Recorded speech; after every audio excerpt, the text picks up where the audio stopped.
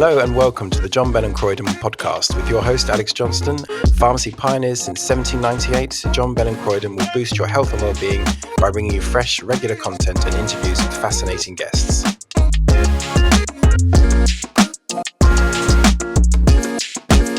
So today on the John Bell Croyden podcast, I have Sarah Baker, the founder of Opalore Skincare. Welcome, Sarah. Thank you. Thank you for inviting me here today. Thank you very much for being here. So, Opalore, a microbiome-focused skincare range that we've just launched here in the store just a few months ago that's doing wonderfully well. I just wanted to open a conversation up with you about the microbiome and understand what it means, not to be kind of careless and free with my own work, but in 2023, I was quoted in GQ magazine saying that microbiome was ever the watchword for the coming years. And it's nice to be right occasionally, but it's landed so well here. Our customers are really excited about it. I wondered if you could just tell us how you came to create such a marvelous brand. Well, in 2011, I was diagnosed with cancer. And part of my treatment process was I was undergoing chemotherapy. And cancer's a word that's touched by so many people. And for me, it really impacted my everyday life through my confidence, my ability to go out the house. So you felt your confidence was impacted from the chemo? And from a point of, did your skin feel, was it just your skin? Was it just a sallowness or a dryness, or did you not look yourself? Did you feel? I definitely didn't look myself. My skin was so inflamed and raw and blistered is how I would describe it. And the oncologist explained to me that obviously my immune cells weren't working properly because it was being killed by all the toxic chemicals, but also my microbiome was severely affected. So in order to rebalance me, they suggested I eat a well-balanced diet that had prebiotics, probiotics, and postbiotics, which prebiotics for your diet are things like mushrooms, artichoke, leeks, and lots of social foods like garlic and onion. Probiotics were cottage cheese and yogurts and the like, and then postbiotics were fermented foods. They couldn't recommend anything for my skin because it just didn't exist in beauty. So that's why I decided to found Opalore, and that really is this whole idea of looking healthier, feeling better, really is the centre of my world, and everything that we do focuses around that. So microbiome in itself is very similar to gut health.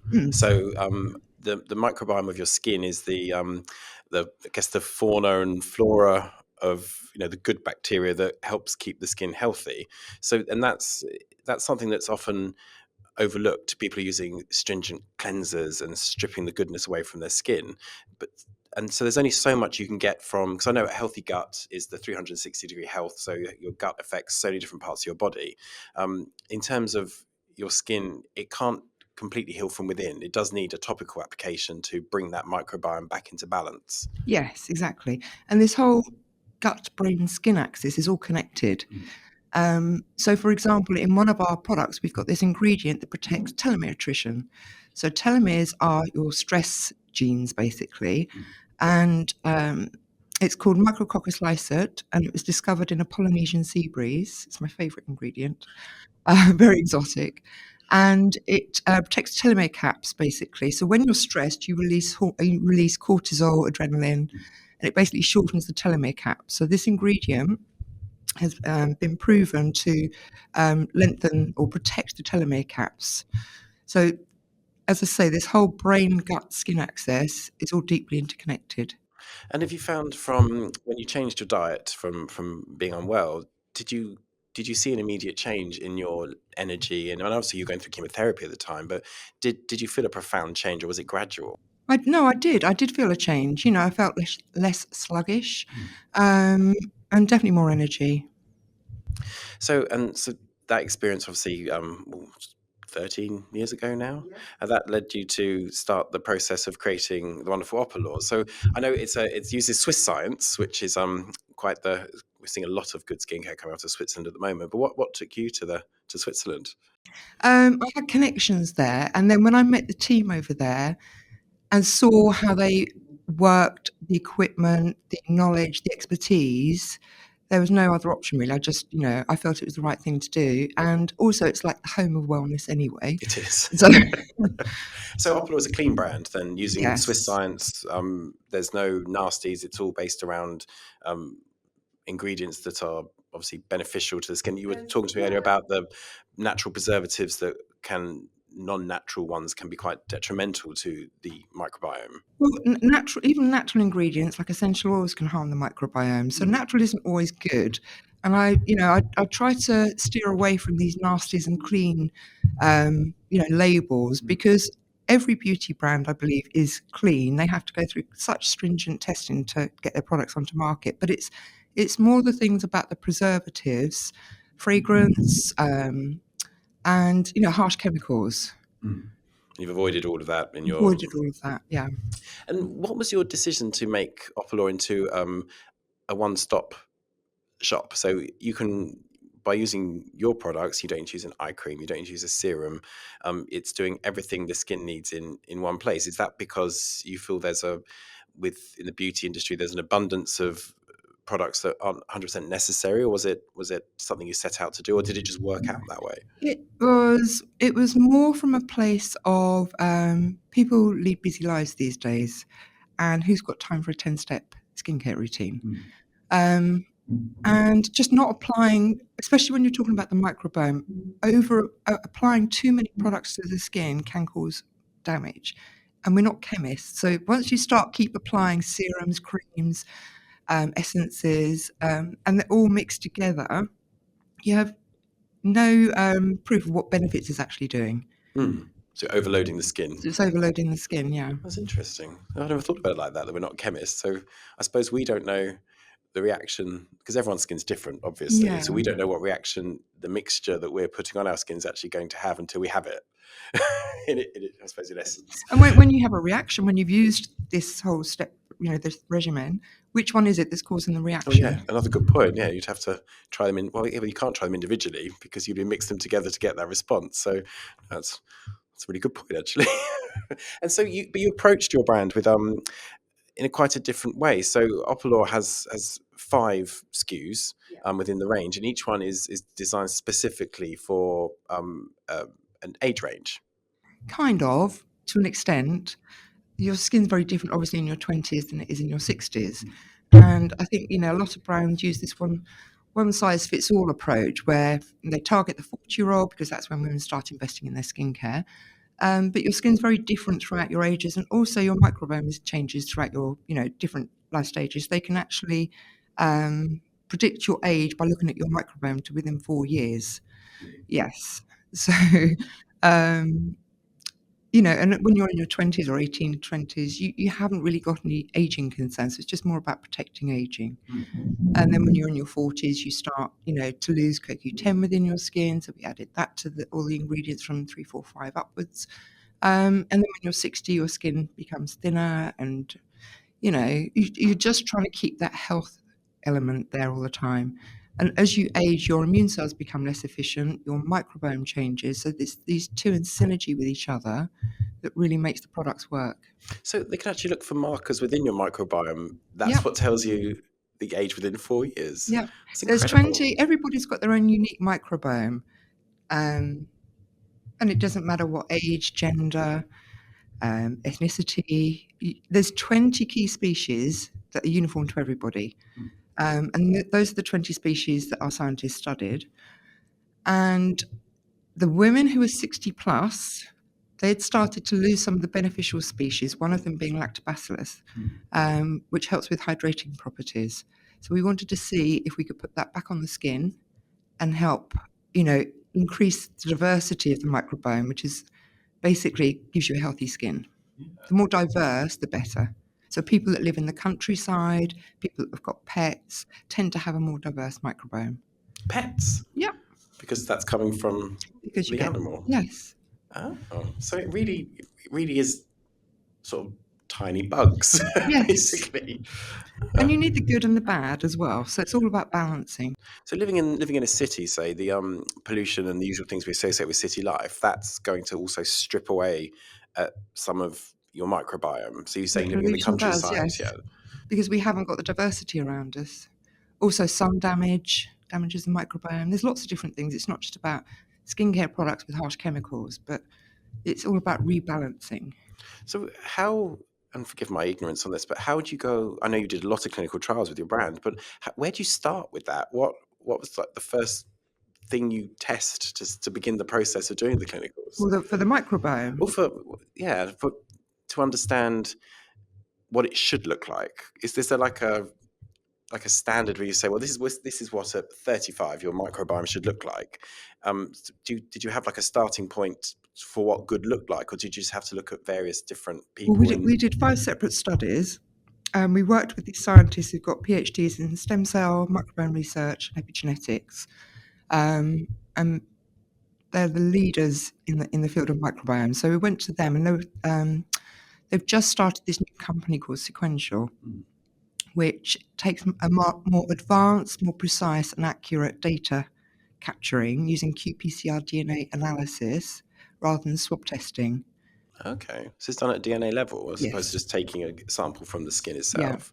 Wow. And how did you come to meet them? By chance, actually. Really? Yes. Yes. I do lots of research online because obviously it affected me quite badly. And over the years, I've looked at PubMed documents and just happened to stumble across Dr. Oliver Worsley and Albert Dashi, who are the lead in the microbiome, field. So how long did it take for you to get to market? I mean, how long were the clinical trials going on for? They went on for 6 months, and we used a very specific protocol. So before the study started, we used a highly moisturising, very simple, well-known brand for moisturisation, and we used a really simple cleanser as well, so that everybody started at the same point. And then they were obviously then the microbiome analysis was taken before the start of the studies and then at the end of the studies. So just built it from zero up to once you started applying your product to the skin. Yes. Wow. And so how did you, when you were doing the sort of the 1 to 5, did you have, was this done through reaching out to different age groups and looking at skin needs, or was this done purely on a medical basis of what actually happens during the aging process? It was partly done on what the ingredients were and what the ingredient claims were, that we wanted to prove that claim actually worked. So we split the studies into 5 age groups, so from like 18 to 29, 30, 39, and so on, to see what was actually happening with the skin. And that gave you, I imagine, quite diverse results based on, Yes. were these were people living in different parts of the country, the world? It was all through Switzerland. It So was it's all through Switzerland. independent studies in Switzerland. So we didn't know who the candidates were. They didn't know who the brand was either. So it was very, very independent. Mhm. And fascinating as well. I mean, did you expect to see the results you saw? I know obviously you were setting out to create this skincare line, but when you saw the results that you got, I've seen the clinicals you published online, but it's were you surprised by the efficacy that you were seeing? I was really quite impressed. Yes, yeah. It's incredible to see that in such a short amount of time you can actually rebuild the microbiome back up to a point where your skin's actually sort of, I can't remember how many times healthier it's said, but that's it's hard to get your head around. I know we talk about gut health so much, and taking a little milk drink or a probiotic pill and things, and you hear people talking about seeing the health benefits, the less bloating, the more energy, and that sort of thing. And it's hard to sometimes relate that to the surface of your skin, because you kind of, and this is going to be a weird mind relation here, but have you seen these things about people doing like microscopic studies of strawberries? No. Okay, so apparently, if you get really up close to a strawberry with a microscope, you can see all the larvae that live on it, Right. and Lovely. that's part of a strawberry's life cycle, and that's, some people are saying, well, that's fine because that's what a strawberry is. Other people are saying that's disgusting, it has to be washed off, and etc. etc. But it does seem to be that the root of most organic life is the fact that we're all covered in microbes at all times, and that is a part of life and obviously a part of death. But it's, when you look at it like that, it does take quite a shift in your mind that, the beauty industry is based around, your hairs will push back with a nice band and you're applying these beautiful creams to your face. But when we come to talk about microbiome, we're actually talking about feeding the good bacteria and, micro atom-sized things that live on our face. I know. It's the oldest life form as well. And it's all around us. I mean, everybody knows from COVID, about catching germs and, bad things happen but it's essential to life. It's 50% of our body, microbiome makes up. But it's freaky. I know it's a part There's of also that. is you can't actually see. So if you're talking about the health of the skin, to me, that's the microbiome, because underneath the surface of your skin sits immune cells, similar to your gut. And the two work together. They have a chemical dialogue, and one can't be there without the other. So again, it goes back to this balancing. And to keep the skin healthy, you need your microbiome. So it's basically your first level of defense against everything else. And you can't actually, part of the reason why we did, what's it called, where you do scanning. Oh, well, the skin scanning. Ultrasound. Yeah. Okay. Ultrasound tests or scans. So basically, you can see the skin barrier and all underneath the surface cells. And that was interesting as well, because these women's skin didn't look damaged or bad, or didn't look like they had an impaired barrier.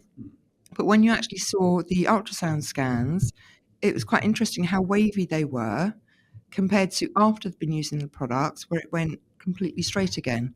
Oh, And so it it's completely repaired it. So it's actually not always visible to have You skin can't that's always damaged see. or in need. Yeah. It's interesting in itself. Because you can't see your microbiome. No. I saw something the other day on, I think it was on Twitter, but somebody said if we live in air and we can't see air, can fish see water because they live in water? But does that mean can they see air? I don't know what that's got to do with anything, but it just popped into my mind. So it's so in terms of further development for your brand, where I know you're very new to market, but obviously you've been working it for many years. But where would your next step be in terms of where you want to take your brand and your products? Do you think? We want to do cleansers, masks, and exfoliators, all the usual things to go alongside our products. But we wanted to check the market fit first before we did all of that. So we're looking at cleansers so it's going to cleanse without stripping. Yes. I think that's the biggest problem we see with especially with overworked skin, with people who've over cleansed, over stripped, over AHA'd, and they're coming out looking worse than they hoped for. It's supposed to renew your skin, but obviously overuse of skincare can often be as detrimental as no skincare at all. So everything's going to be within your ethos of balance and kind and gentle. Exactly. Amazing. Oh, very exciting to have you with us, and thank you for answering all my questions. Thank you. We'll look forward to welcoming you back soon to tell us more, and we'll see where the brand goes from here. Thank you very much, Thank you, Alex. Sarah Thank Baker. you. Bye-bye.